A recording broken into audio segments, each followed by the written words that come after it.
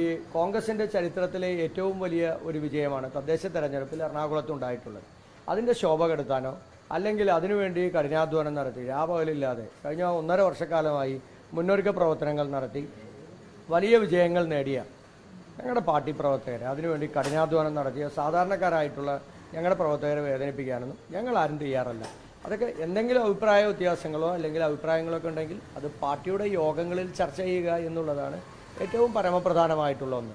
അതെല്ലാവരും പാലിക്കപ്പെടണമെന്നുള്ളതാണ് DCC president എന്നുള്ള രീതിയിൽ ഞാൻ ആവശ്യപ്പെടുന്നതും ഞാൻ ആവശ്യപ്പെട്ടിട്ടുള്ളതും എല്ലാം അങ്ങനെ തന്നെയാണ്. പിന്നെ ഒരു തരത്തിൽ മറ്റൊരു പ്രചരണം നടക്കുന്നത് സഭാ നേതൃത്വം കോൺഗ്രസിന് സ്ഥാനമാനങ്ങൾ വീതം വയ്ക്കുന്നതിൽ അവർ ആവശ്യപ്പെടും. ഒരു സഭയും ഒരു സഭാ നേതൃത്വവും എന്നോടോ അല്ലെങ്കിൽ നേതൃത്വത്തോടോ ഒരാളോടും ഇതുവരെ ആവശ്യപ്പെട്ടിട്ടില്ല. അങ്ങനെ ഒരു വ്യാപകമായ ഒരു വ്യാജ പ്രചരണം നടത്തുന്നുണ്ട്. ദയവ് ചെയ്ത് അതൊന്ന് അവസാനിപ്പിക്കണം. കോൺഗ്രസ് പാർട്ടി പദവികളും അതുപോലെ ഇത്തരത്തിലുള്ള കാര്യങ്ങളും തെരഞ്ഞെടുപ്പിന് ശേഷം നടക്കുന്ന കാര്യങ്ങളും തീരുമാനിക്കുന്നത് കോൺഗ്രസും UDF ആണ് തീരുമാനിക്കുന്നത്. ആ തീരുമാനം എടുക്കുന്നത് പാർട്ടിയാണ്, അതല്ലാതെ മറ്റാരുമല്ല. വെറുതെ ആവശ്യമില്ലാതെ അവരൊന്നും ഇതിനകത്തേക്ക് വലിച്ചഴക്കേണ്ട ഒരു കാര്യമില്ല. അങ്ങനെ ഒരു പ്രചരണം കൂടി മാധ്യമങ്ങൾ പിന്നെ സോഷ്യൽ മീഡിയയിൽ നടക്കുന്ന പ്രചരണങ്ങളോ അല്ലെങ്കിൽ അത്തരത്തിലുള്ള കാര്യങ്ങളോ അല്ലല്ലോ പാർട്ടി തീരുമാനങ്ങളെടുക്കാൻ പ്രേരകമാകുന്ന ഘടകമെന്ന് പറയുന്നത്. സോഷ്യൽ മീഡിയയാണ് അല്ലല്ലോ. സോഷ്യൽ മീഡിയയിലുള്ള തീരുമാനങ്ങളുമല്ല. അത് പാർട്ടി എടുക്കുന്ന തീരുമാനം പാർട്ടി നേതാക്കന്മാർ കൂട്ടായി എടുക്കുന്ന തീരുമാനമാണ്. ആ തീരുമാനത്തിൻ്റെ അടിസ്ഥാനത്തിലാണ് എല്ലാം നടക്കുന്നത്. സോഷ്യൽ മീഡിയയിലെ പ്രചരണത്തിൻ്റെ അടിസ്ഥാനത്തിൽ പാർട്ടി തീരുമാനം എടുക്കണമെന്നൊക്കെ ആരെങ്കിലും തീരുമാനിച്ചാൽ നമുക്ക് എങ്ങനെയാണ് അങ്ങനെ തീരുമാനം എടുക്കാൻ കഴിയുക? സോഷ്യൽ മീഡിയയിൽ കമ്മ്യൂണിസ്റ്റുകാരായിട്ടുള്ള ആളുകളും BJPക്കാരായിട്ടുള്ള ആളുകളും നടത്തുന്ന ഒരു വലിയ വ്യാജ പ്രചരണമുണ്ട്. ഞാനിപ്പോൾ ഈ സോഷ്യൽ മീഡിയയിൽ വന്ന കമൻറ്റുകളിൽ എടുത്തു നോക്കുമ്പോൾ കോൺഗ്രസിനും കോൺഗ്രസ് നേതാക്കന്മാർക്കും ഒക്കെ എതിരായിട്ടുള്ള പ്രചരണം നടത്തുന്നത് കമ്മ്യൂണിസ്റ്റുകാരായിട്ടുള്ള ആളുകളാണ്, ഇടതുപക്ഷക്കാരായിട്ടുള്ള ആളുകളാണ്. പെയ്ഡ് ന്യൂസാണ് ഇതെല്ലാം നടത്തുന്നത്. അപ്പോൾ അത്തരത്തിലുള്ള പ്രചരണങ്ങളുടെ അടിസ്ഥാനത്തിൽ പാർട്ടിക്ക് ഒരു സമയത്തും തീരുമാനമെടുക്കാനൊന്നും പറ്റത്തില്ല. പാർട്ടി നേതൃത്വവും പാർട്ടി നേതാക്കന്മാരും ഒരുമിച്ച് കൂടിയാണ് തീരുമാനമെടുക്കുക. ആ തീരുമാനം ഫലപ്രദമായി നടപ്പിലാകും. വരുന്ന 5 വർഷക്കാലം കൊച്ചി നഗരസഭയുടെ ഭരണം ഈ നാട്ടിലെ ജനങ്ങൾക്ക് വേണ്ടി, ഈ നാടിൻ്റെ അടിസ്ഥാന സൗകര്യ വികസന പ്രവർത്തനങ്ങൾക്ക് വേണ്ടി, ഈ കൊച്ചിയെ സംബന്ധിച്ചിടത്തോളം നിരവധിയായിട്ടുള്ള കാര്യങ്ങളുണ്ട്. ആ കാര്യങ്ങൾക്ക് പ്രധാനമായും പരിഹാരമുണ്ടാകുക എന്നുള്ളതാണ്. അതിനകത്ത് കോൺസെൻട്രേറ്റ് ചെയ്ത് വർക്ക് ചെയ്യുക എന്നുള്ളതാണ്. അതിന് ചുമതലപ്പെടുത്തിയിട്ടുള്ള ആളുകൾ അത് കൃത്യമായ പ്രവർത്തനം നടത്തണം. അതിൻ്റെ പുറകെ പാർട്ടി ഉണ്ടാകും. അത് കൃത്യമായി ഞങ്ങൾ മോണിറ്റർ ചെയ്യും.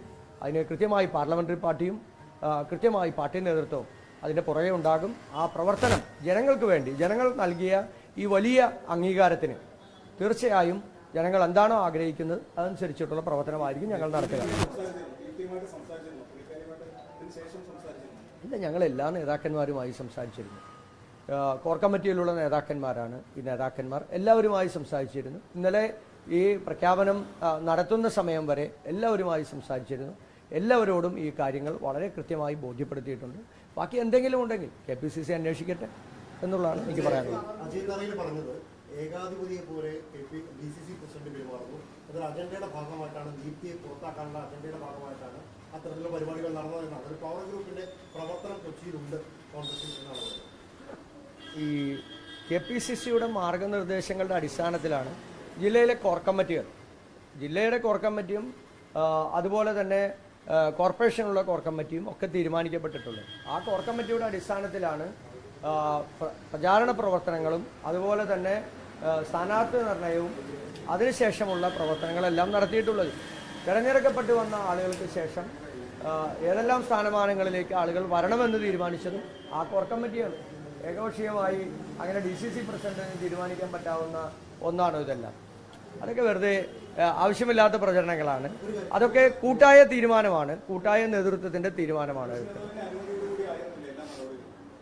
അല്ല, എല്ലാ നേതാക്കന്മാരും KPCC പ്രസിഡന്റും പ്രതിപക്ഷ നേതാവും എല്ലാ നേതാക്കന്മാരുമായി എല്ലാവരുമായി കൂടിയാലോചിച്ചിട്ടാണ് നടപടി സ്വീകരിക്കുന്നത്. ഞാൻ ആദ്യം തുടക്കം പറഞ്ഞില്ലേ, ഇത് എല്ലാവരോടും പറയുന്നത് DCC പ്രസിഡന്റാണ്. DCC അതെല്ലായിടത്തും അങ്ങനെയല്ല ചെയ്യുന്നത്. അപ്പം അതാണ് തീരുമാനം. അതിനകത്ത് നേരത്തെ സൂചിപ്പിച്ചതുപോലെ ഒരു പാർട്ടി പ്രവർത്തകൻ്റെയും ഇതുമായി ബന്ധപ്പെട്ട് അങ്ങനെ ഒരാൾക്ക് ഒരു ബുദ്ധിമുട്ടുണ്ടാകാത്ത രീതിയിൽ ഈ പ്രശ്നങ്ങളെല്ലാം അവസാനിക്കും. ഇത് മുന്നോട്ട് പോകും. നല്ല രീതിയിലുള്ള ഭരണവും കോർപ്പറേഷനിലും ഉണ്ടാകും. അല്ല, ഇതിനു മുമ്പും അങ്ങനെയാണല്ലോ. ആ മാനദണ്ഡമല്ലേ കേരളം മുഴുവൻ അനുവർത്തിക്കപ്പെടുന്നത്. ഇവിടെ മാത്രമല്ലല്ലോ, ഇതിനു മുമ്പും ഈ തവണ മാത്രമല്ലല്ലോ, ഇതിനു മുമ്പുണ്ടായ തെരഞ്ഞെടുപ്പിലും ഇതേ മാനദണ്ഡമാണ്. നിങ്ങൾ അതൊന്നും എടുത്ത് പരിശോധിച്ചാൽ മതി. അല്ല, അത് KPCC തീരുമാനിക്കട്ടെ. അത് ഇപ്പൊ മാർഗനിർദ്ദേശങ്ങളാണല്ലോ, പാർട്ടിയുടെ മാർഗനിർദ്ദേശങ്ങളാണ് തീരുമാനിക്കപ്പെടുക. അത് എല്ലാ രീതിയിലും പാർട്ടി എക്കാലത്തും ഏത് രീതിയിലാണ് ആ മാർഗനിർദ്ദേശങ്ങൾ താഴേക്ക് നൽകുന്നത്, ആ മാർഗനിർദ്ദേശങ്ങൾക്ക് അനുസൃതമായി ചെയ്യുക എന്നുള്ളതാണ് കീഴ്ഘടകങ്ങൾ അനുവർത്തിക്കപ്പെടേണ്ടത്. ആ ഒരു മാതൃകയാണ് അനുവർത്തിക്കപ്പെടേണ്ടത്. ആ മാതൃകയാണ് അനുവർത്തിക്കപ്പെട്ടിട്ടുള്ളത്. ഇതിനു മുമ്പും ഇതേ മാതൃക തന്നെയാണ് കൊച്ചിൻ കോർപ്പറേഷനിലെ മേയറെയും ഡെപ്യൂട്ടി മേയറെയും എല്ലാം തിരഞ്ഞെടുക്കുന്ന സമയത്തും ജില്ലാ പഞ്ചായത്തിലും എല്ലാ സമയത്തും ഒക്കെ ഉണ്ടായിട്ടുള്ളത്. അത് തന്നെയാണ് ഇപ്പോഴും നടന്നിട്ടുള്ളത്. അതിനകത്തൊരു വ്യത്യാസമില്ല.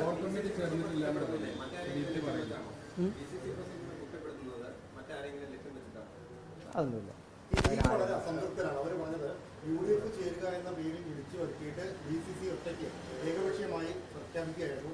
തങ്ങളുടെ ക്ലെയിം പരിഗണിച്ചില്ല എന്നുള്ളതാണ്. അവർ അത് തെരഞ്ഞെടുപ്പിൽ പോലും വേണമെങ്കിൽ അത് ശക്തമായി നേരിടുന്ന വലിയ പ്രത്യാഘാതം ഉണ്ടാക്കും എന്നൊരു സൂചനയും മുന്നറിയിപ്പൊക്കെ നൽകുന്നു. അല്ല, ഞാനത് കേട്ടില്ല. UDFന്റെ ഘടകകക്ഷികളുമായി എല്ലാവരുമായി ഞങ്ങൾ സംസാരിക്കുന്നുണ്ട്.